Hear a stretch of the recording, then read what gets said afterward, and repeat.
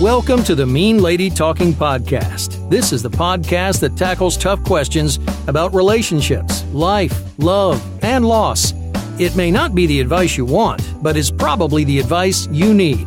And now here's your host, grief therapist, motivational speaker, relationship expert, best-selling author, and attorney, the not really mean lady herself, Susan J. Elliott.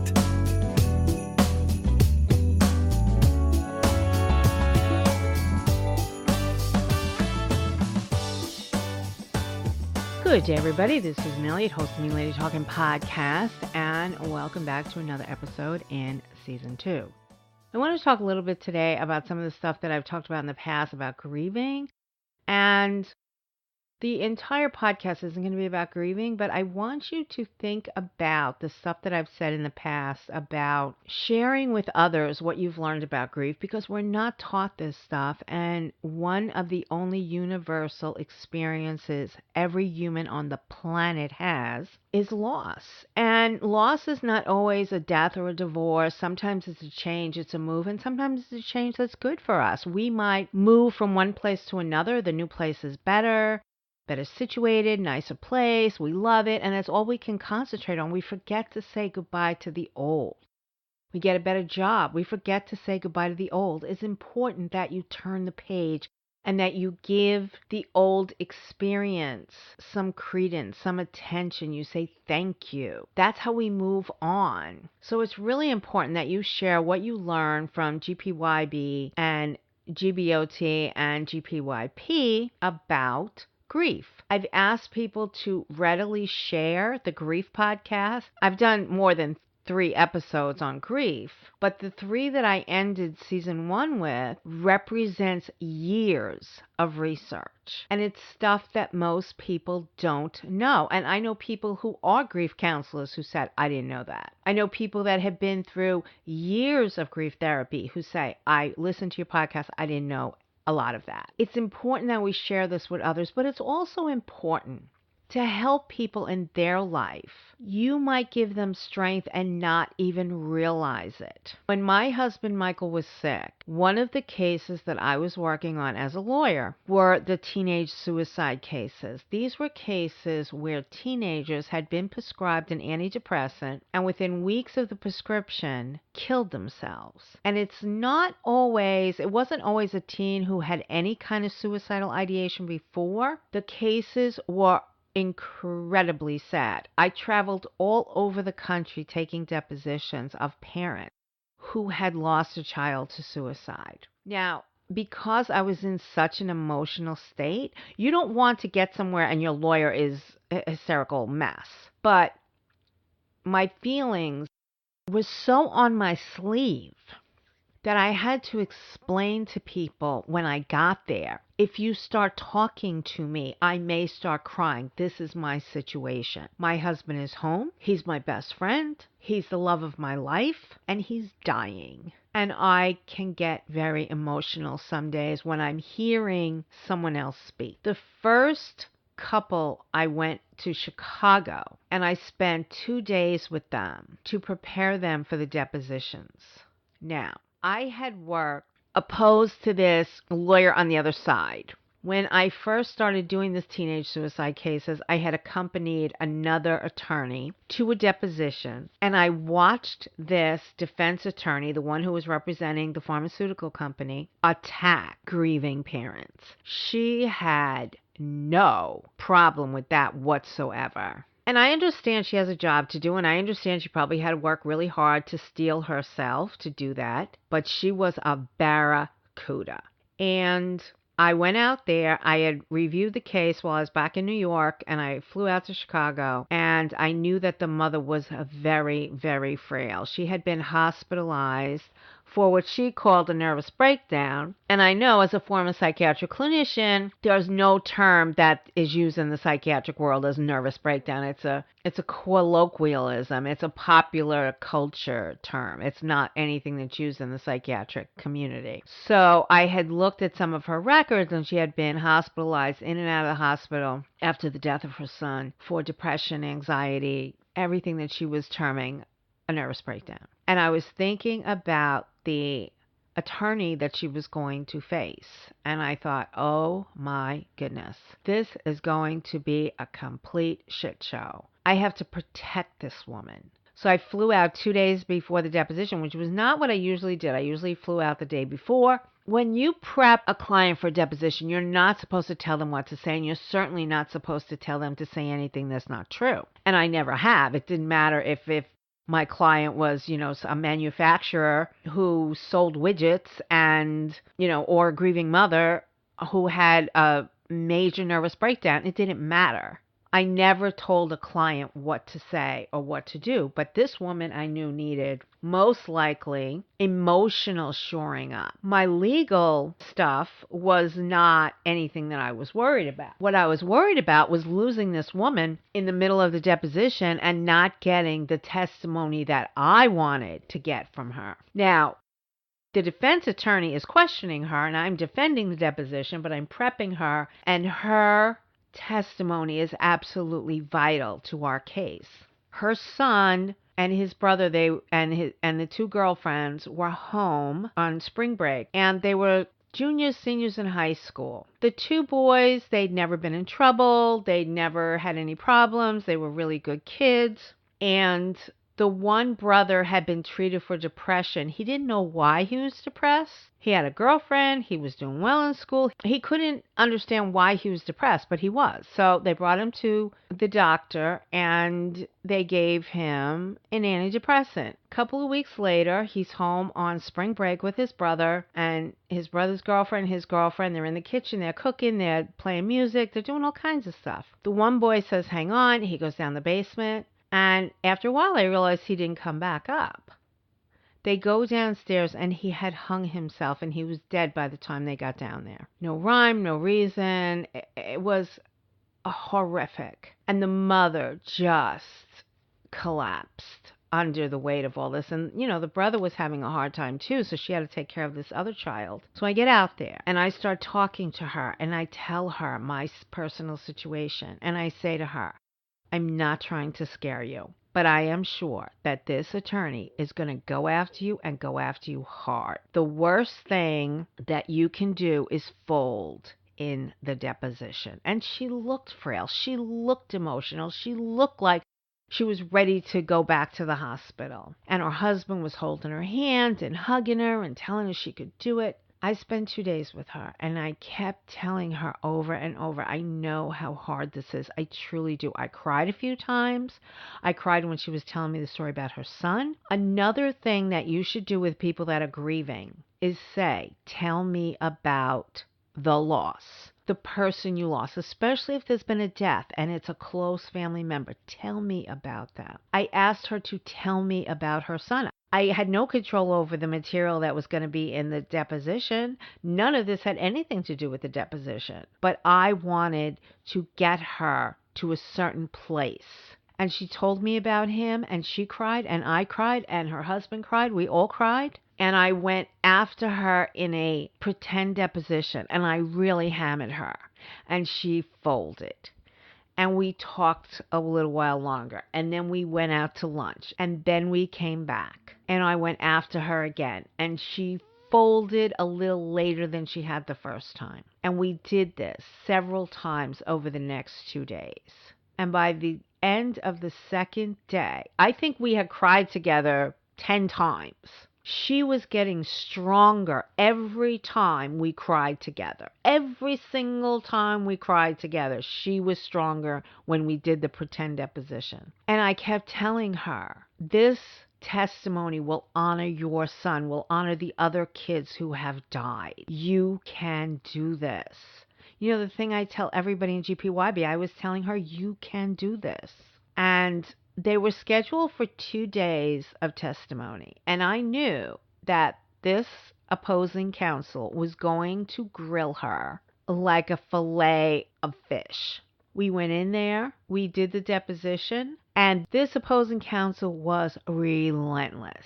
And there was some times I caught myself looking at her with absolute disdain. And yet I know as an attorney she had a job to do. I know as an attorney it wasn't personal. Sometimes when you watch trials, real trials, I'm not talking about TV trials, real trials, you wonder how a lawyer does what a lawyer does, especially if they're a defense attorney who's defending somebody that you might think is indefensible. But if you're ever accused of a crime, whether you did it or not, you want a defense attorney. People who hate on defense attorneys, especially capital murder defense attorneys, you're wrong. It's like you're wrong. We are all constitutionally guaranteed the right to a fair trial.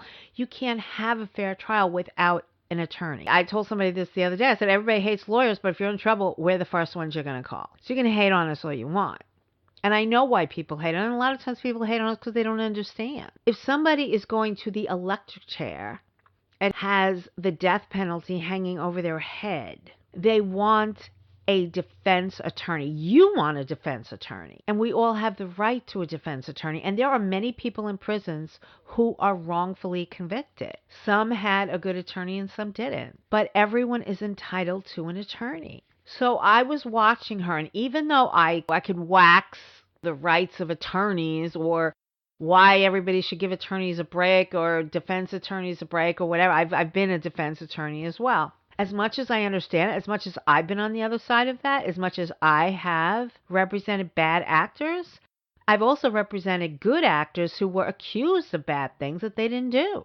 So I understood her position, but she was way over the top. And you could tell that she wasn't soliciting testimony to solicit testimony. She was soliciting testimony to get this woman to crack. The first day we were in there for 6.5 hours and she never cracked. And I was like, oh my God. And there was a few times I thought any minute now she's going to crack. Any minute now she's going to crack. She didn't crack. Not only didn't she crack, but the next morning, they had her in there for a little while. She didn't crack. I mean, and she was even better than she was. You didn't get her to crack the day before. You're not going to get a crack now. So she asked her a few perfunctory questions, and then she let it go. And then the husband came in, and he didn't testify for that long. I think the defense attorney knew she wasn't going to get him to crack. They had a very good outcome in the case. A very good outcome in the case. She was absolutely wonderful. I have never hugged I'm not a big hugger, but I have never hugged a client the way I hugged her when that was all over. I was so proud of her. I was so very proud of her. And she kept saying to me that it was me. It was me crying with her. It was me telling her about Michael. It was her sharing with me my broken heart that allowed her to share with me. Many attorneys and many therapists don't want to hear someone else's grief. It's a gift. I recognize that. I can sit and listen to someone else's grief because I've needed people to listen to mine. I know it's a gift, and I know that that gift served me very well in those teenage suicide cases. Because I had another family where 2 of their kids had killed themselves. And the mother was great as a deponent. The father was hot-headed, and he went after that same attorney, went after that defense attorney, screaming at her, throwing his chair, stomping out of the room. Yeah, he was a little tough to control, but I eventually wrestled him back in, and it was the same thing. They trusted me because I shared with them what was going on. And I will tell you that if you have done your grief, you will hear Stephen Levine say, people who have done their grief are the lightest and happiest of beings. And when you get to that point, when you get to the point where you can sit with someone and just listen to their pain, that is a gift that most people don't have. I've shared on other podcasts, I've shared in articles, I've shared this with clients of mine and boot campers. When I was in graduate school, I would watch people on the video move their client away from their grief instead of into their grief. And when I did my video, I sat there in empathic silence while my client had a breakdown. She had a breakdown and she had a breakthrough. And this is a girl who did not want to work with me, who fought me tooth and nail on it, and at the end she didn't want to let me go. And my supervisor at the place was thinking that there was some enmeshment there. And I said, there's no enmeshment there. I'm just listening to her grief, and she's not done working through it. And it's time for me to go, and she doesn't want me to go. And said, well, it's your responsibility as a student resident that you're supposed to wean her off of you. And I said, we had the closing sessions and I had them on videotape. I said, you want to see it? You want to see how we've closed and how we've done the closing 3 times now? I said, she doesn't want to let me go. I can't control that. It doesn't mean I didn't do my job. It means she has more grief and I'm the one she wants to do it with. And the reason why she wanted to cling to me was because there was no one there who was able to listen to her grief. She had this sullen, nasty attitude when I got there. She hated everyone and everything. And I worked with her over the course of 6 months. And when we had to close up, we did it by the book. I did it. My supervisor, my professor at college, walked me through it, how to do it. I brought the tapes to him. He said I did it right. But she didn't want to let it go. And the reason she didn't want to let it go was because nobody else was going to listen to her as I did. And that's sad. There's so few of us. If you work through your grief, please start to listen to others. The people who do boot camps with me know that my most important point that I make is journal and support each other. On calls, we listen to each other. One person starts crying, they all start crying. I teach them how to sit with someone who is in pain. I will sit there in silence and wait. Don't rush in. Don't hug them. Don't say a word. Don't do anything. Just sit there and let them know you care by the fact that you're listening, you're looking at them, and you are enveloping them figuratively in a safe space. They can tell by the way you're looking at them, the way you're listening. They know you're there with them. That's one of the gifts that comes from doing your grief work. When I first started my grief work, the year my mother died and my dog died and there were layoffs on my job and I had a few other losses, I never envisioned that I would be a lawyer going to Chicago and helping a woman testify about the suicide of her son who had never been suicidal before. I didn't envision any of that. It's a gift when we know how to do grief. It's a gift. The next time you're just falling apart in grief, know what it feels like. Think about it. Say to yourself, somebody else is going to feel this way. Their heart is going to be shattered into a million pieces. And I'm going to be able to be there and say, hi, I understand. Tell me what's going on. Tell me about your relationship. Tell me about this person. Tell me how you're feeling. And you're not afraid to listen. That's the gift of grief. And when you do that, when I was with that woman as a lawyer and as a therapist, I mean, I wasn't her therapist, I was there as her lawyer. I absolutely knew that there were very few people in this world who could have done what I was doing. Very few people could have sat with her, could have prepared her, because the preparation had nothing to do with anything I ever learned in law school or going on depositions and preparing for depositions. Nothing that I did with her that was successful was anything I learned in law school. It wasn't anything I learned in my master's degree program either. It was what I learned by doing my own grief. Please take your grief as a gift that you're going to work through, and when you're ready, you're going to share it with the world. And I've asked people, please share the grief materials with others. Let them know there are answers. You don't have to feel that way. I do not doubt. I don't have an ounce of doubt that had any other lawyer been with that woman, she would have folded within an hour of that deposition. And she kept staring at that opposing attorney, and I could tell that the opposing attorney was getting rattled because she wasn't able to take this woman down. And what I had seen of her in previews, it was pretty bad. And I'm sure she was confident she was going to take this woman down. And I was like, over my dead body you are. It's very important to share the grief. It's very important to be there for others. It's very important to share. There is an old proverb, I believe it's Swedish. A grief shared is halved and a joy shared is doubled. And you'll see I did a podcast on Chris Watts on relationships, and he actually quotes that proverb at the end of his dopey relationship presentation. But it's a very important proverb. It's important to help others when they're grieving. Now, the last thing that I want to talk about is gratitude. And you're probably saying, oh, I have to sit there and I have to grieve, and then I have to tell other people to grieve, and I gotta sit with other people, and now I gotta be grateful? What the hell? Yeah. Bill Wilson of Alcoholics Anonymous said, a grateful heart will never drink. That's a powerful statement when you consider that he was saying this to alcoholics who were down, dirty, in the gutter alcoholics.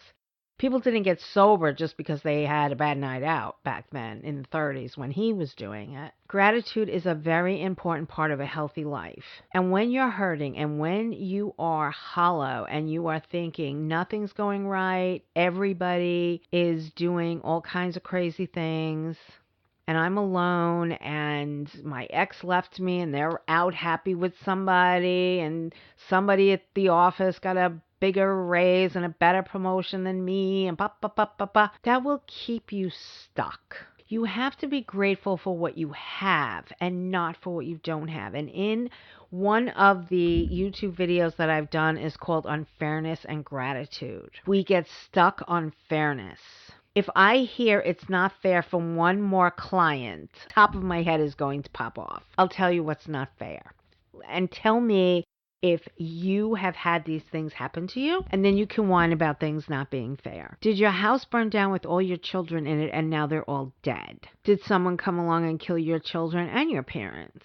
Did somebody come along and kill a child and their animal? I'm going to tell you why I mentioned the last one. There was a man whose girlfriend broke up with him and he was obsessed with her, and she had this little dog. And the little dog's name was Grit. And the reason why the dog's name was Grit was because he was a rescue, and she felt like he was gritty. You know, he was this little, tiny, gorgeous dog, and she rescued him. You know, he was a rescue. So the mother campaigned against the boyfriend. She knew that the boyfriend killed not only her daughter, but the daughter's dog as well, because he was jealous of the dog, because he said the dog meant more to her than he did. It's probably true. I mean, and the thing is, like, who comes between you and your dog or you and your cat? I mean, if I've talked about, or maybe I haven't yet, I know I recorded podcasts, I don't think I've published it yet, about a guy that I had who expected me to get rid of my cat because he was allergic to it. And I was thinking, dude, I have plenty of boyfriends. I got one cat. Like, you know, I could swing a cat and hit a guy that will go out with me. I can't swing a guy and find a cat that would be as great as my cat. This is my cat, Clyde, the psycho mass murderer. And my husband, Michael, said he wasn't a cat person. He was, like, so full of crap.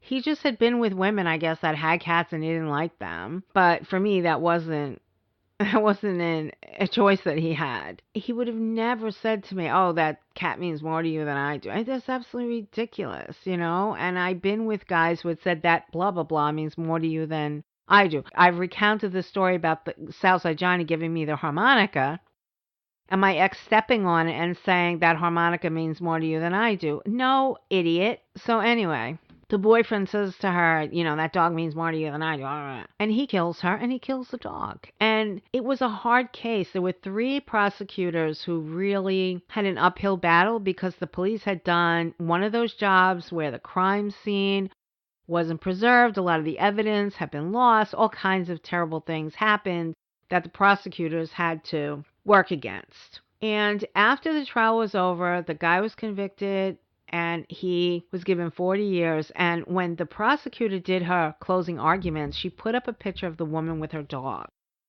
And she said, remember that little guy. And what he did was he took the dog and he buried it by a dam. And the way they convicted him was the cell phone records, because he said that he was home all night and cell phone records clearly showed he was at her house at this time and then he was at that dam where they found the dog's body. So after the trial, the family decided to have a memorial service for her. And as they were planning it, her brother was sitting there thinking about it, and he all of a sudden piped up and said to his wife, puppies. And his wife said, puppies? And he said, puppies. And what they did was, and I'm going to cry about this, what they did was they had a memorial service for her, and 150 people came to the memorial service, and they invited a local animal rescue. And the animal rescue brought all these dogs, and there were photos taken. All the people, all the kids that came, they held the dogs. There were all these pictures of all these people hugging these dogs and playing with these dogs and taking pictures with these dogs. And every one of them was adopted that day. Every one of them. And he said, the brother said, that's what my sister would have wanted. That is gratitude. That is gratitude in action. He memorialized his sister, and he showed his gratitude for the lesson of her life. She was a good person who had a wonderful little doggie, and they were both murdered by a sick, pathological asshole. And her family took her legacy and they passed it on. And that was another thing that Bill Wilson said. He said, pass it on. A guy came up to Bill Wilson who said, a grateful heart will never drink. And the guy said, this man came up to Bill Wilson and he said to him, Mr. Wilson, you have saved my life. You have saved my family. I have my family back. I have my life back. I have everything back. What can I do to thank you, to show my gratitude? And Bill Wilson said, pass it on. And the story about Bill Wilson is in AA literature, and the book is called Pass It On. That's what you do. That's what you do to show gratitude. That family suffered. That family suffered losing a wonderful person like that at the hands of somebody who didn't deserve to even inhabit the same planet as her. And the family found a way to memorialize her and show gratitude for her at the same time. And on that day, all those doggies got adopted. And that's passing it on. That's showing gratitude in grief. They do work together. They can work together. Please do what you can do. Grieve your losses. Show your gratitude and pass it on. You can do this. Take care, everybody. This is Susan Elliott, host of Me Lady Talking Podcast. If you have questions, comments, anything for the podcast, you want to come on the podcast, come along. Me Lady Talking Podcast at gmail.com. Talk to y'all soon. Take care, everybody. Bye-bye.